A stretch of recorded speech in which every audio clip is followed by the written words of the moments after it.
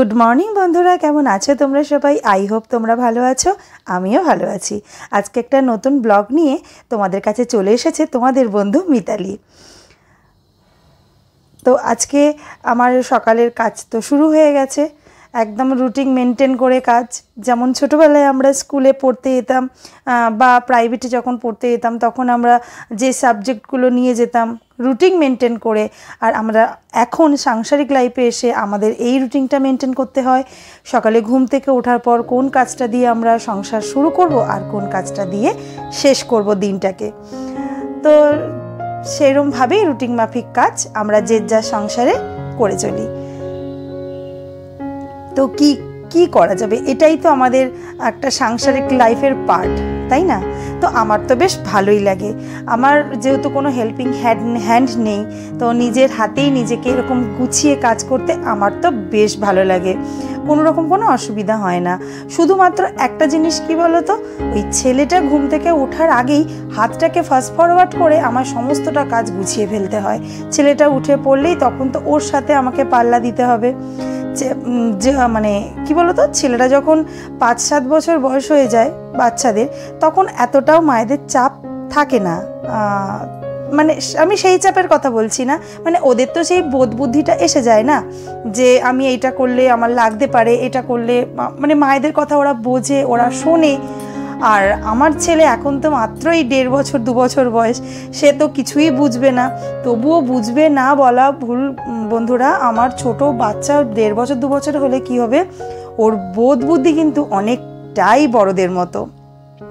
যেটা বলি ও কিন্তু সেটা করে। আমি যখন বলি যে মাম্মা আমাকে একটু জল দেবে, ও কিন্তু কি সুন্দর বোতলটা এনে আমার হাতে দেবে জানো। ওর বাবা যদি বলে দাও আমি দিচ্ছি, না পাপ এরম করে বাবাকে পাপ করে দেবে না, কাজটা তো মা আমাকে বলেছে, তুমি তাহলে কেন করে দেবে। তো যাকে নিজের ছেলের প্রশংসা করে ফেললাম একটু। তো সকালবেলাতে ঘুম থেকে উঠে এই কাজগুলো করছি, কিন্তু এত গরম হচ্ছে, এত গরম পড়ে গেছে না বন্ধুরা, বলার মতো নয়, প্রচণ্ড গরম হচ্ছে।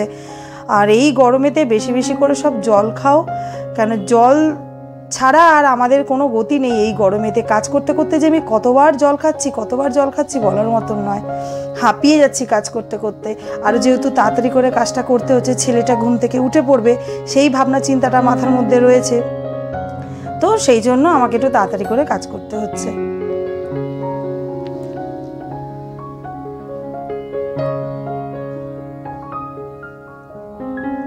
তো বন্ধুরা, এখনও আমার ভিডিওটা যারা দেখছো, যারা অলরেডি সাবস্ক্রাইব করে ফেলেছো, লাইক করছো, কমেন্ট করছো, তাদের তো অসংখ্য ধন্যবাদ। যারা এখনও ভাবছো কি করব কি করব না, এত ভেবে তো কোনো লাভ নেই ভাই, করেই ফেলো।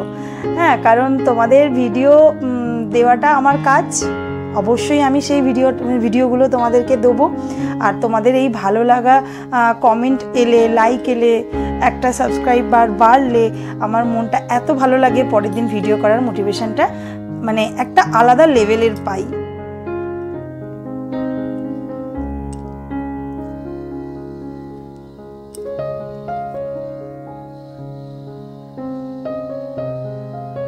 আমি যখন ঘর মুছি না, এই দেয়ালের বিটটাও না ভালোভাবে মুছে নিই, কারণ ওই লাঠি দিয়ে মুছলে এই বিটগুলো হাড় গিস মোছা যায় না। তো আমি একটা নিয়ম করে রাখি, সপ্তাহে আমি কোন কোন দিন বিটগুলো মুছবো তখন আমি এই নেতা দিয়ে এইভাবে মুছি, আর কখনো কখনো লাঠি দিয়েও মুছি। আর ঘরটা এরকম তেলা আর পরিষ্কার রাখার একটা টিপস আমি তোমাদের বলবো পরে। আর এই যে মিছরির জলটা আমি ভিজিয়ে নিচ্ছি, এটা আমার ছেলে, ও ঘুম থেকে উঠলে ওকে দেবো। আর এই গরমে পেট ঠান্ডার জন্য, শরীর ঠান্ডার জন্য মিছরির জল একদম মানে ভীষণ উপকারী একটা জিনিস। আর আমি তো কাজ করতে করতে ভীষণভাবে হাঁপিয়ে গেছি, ওই জন্য আমিও একটুখানি জল খেয়ে নিলাম। মানে চান করে এসে যে জলটা খাবো তার জন্য আর ওয়েট করতে পারছি না, এতটাই আমার জল পিপাসা পেয়ে গেছে কাজ করতে করতে।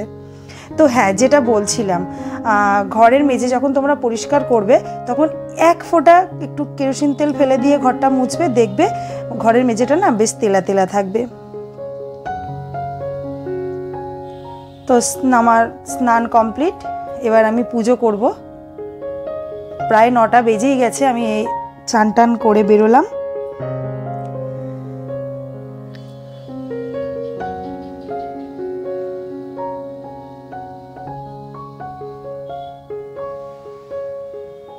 ঠিক টাইম মতন কাজগুলো যখন গুছিয়ে নিতে পারি না, মনের দিক দিয়ে একটা আলাদা শান্তি আসে যে না আমি ঠিক টাইম মতন কাজটা গুছাতে পেরেছি। আর যদি টাইমটা ঠিক মেনটেন করতে না পারি, আমার সংসারে কেউ বলার কেউ নেই বন্ধুরা, কিন্তু কি বলো তো, নিজের মন থেকে একটা অস্বস্তি ফিল হয়, ইস আমি কাজটা ঠিক মতন করতে পারলাম না, কাজটা সময় মতন কমপ্লিট করতে পারলাম না, এরকম একটা মনে হয়। আর আমি তো এই ডালটা বসিয়ে দিয়ে পুজো করতে গিয়েছিলাম, ডালটা হয়ে গেছে, মুগ মুসুর ডাল মিশিয়ে করেছি ডালটা, আর ডালটা খুব সুন্দর টেস্ট হয়েছিল। শুকনো লঙ্কা আর গোটা জিরে ফোড়ন দিয়েছি, আর কিচ্ছু দিইনি। আর ঢ্যাঁড়সের ঝাল করেছি পেঁয়াজ দিয়ে, বেগুন ভেজেছি, আর কলমি শাক ভাজা। এই গরমে সব থেকে প্রিয় শাক হচ্ছে কলমি শাক ভাজা। আমি কলমি শাক ভাজা দিয়ে না অর্ধেক ভাত খেয়ে নিই, পেঁয়াজ ফোড়ন, শুকনো লঙ্কা আর রসুন দিয়ে। একটুখানি শাকটা ভালোভাবে রান্না করতে পারলে, বিশেষ কিছু তো শাকে দিতে লাগে না, তো এইগুলো দিলেই না শাকের একটা আলাদা টেস্ট এসে যায়। আর আমার এই শাকটা দিয়ে ভাত খেতে দারুণ লাগে। আর বিছনাটা তো ভালোভাবে পরিষ্কার করতে চলেই এলাম, কারণ আমার ছেলে আজকে বিছনায় টয়লেট করে ফেলেছে। সেগুলো ভালো করে একটুখানি পরিষ্কার করে রোদ্দুরে দিয়েছিলাম, দিয়ে তারপরে সেগুলো ভালোভাবে পাতলাম। আর একটা ব্ল্যাঙ্কেট ছিল বন্ধুরা, তোমরা দেখেছো কি জানি না, যারা আমার ভিডিও রোজ দেখো তারা ঠিক দেখতে পাবে। আমি ব্ল্যাঙ্কেটটাকে না তুলে দিলাম, ব্ল্যাঙ্কেটটা দেখে যেন আরও বেশি গরম হচ্ছে আমার। আমি তুলে দিয়েছি ব্ল্যাঙ্কেটটাকে, আমি বললাম কেউ তোমরা এখন গায়ে দেবে না, আমি ব্ল্যাঙ্কেট তুলে দেবো।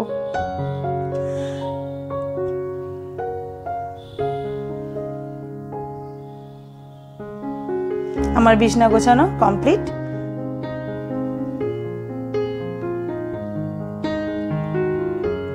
চলে এলাম একদম বিকালবেলাতে, দুপুরবেলা একটু ঘুমিয়ে পড়েছিলাম, যেহেতু অনেক সকালবেলা ওঠা হয়। আজকে কর্তাকে বললাম কি র চা খাবে না দুধ চা খাবে, বললো দুধ চাই করো।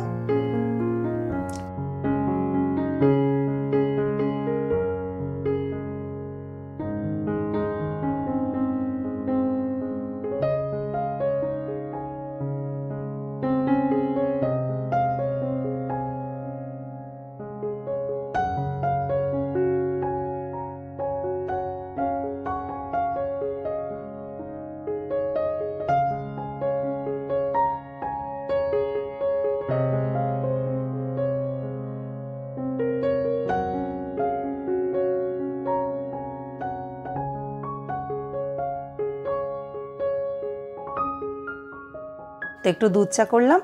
তো বন্ধুরা আমার ভিডিওটা আমি এখানেই শেষ করলাম। কেমন লাগলো তোমরা প্লিজ কমেন্ট করে জানিও। চ্যানেলে নতুন হয়ে থাকলে সাবস্ক্রাইব করে রেখো, আর যারা করে রেখেছো তাদের তো অসংখ্য ধন্যবাদ। তাহলে আজকের মতন টাটা, দেখা হবে কালকে নতুন কোনো ব্লগের সাথে। ততক্ষণে তোমরা সবাই খুব ভালো থাকবে, সাবধানে থাকবে।